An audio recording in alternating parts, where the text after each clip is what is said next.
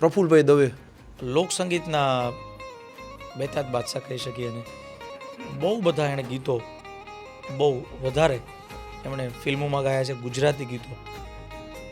અને અમુક એવા એવા લોકગીતો હોય કે જે તમે આમ જોયું હોય કે ભાઈ આ લોકગીત છે, તમને એનું કમ્પોઝ એનો ઢાળ ખબર ન હોય.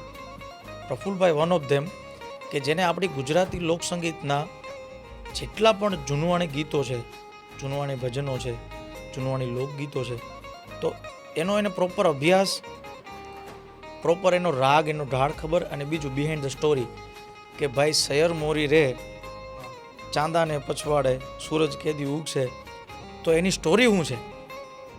તો પ્રફુલભાઈ બહુ સારી રીતે એ વસ્તુનો અભ્યાસ કર્યો હોય, એ વસ્તુ એને ખબર હોય.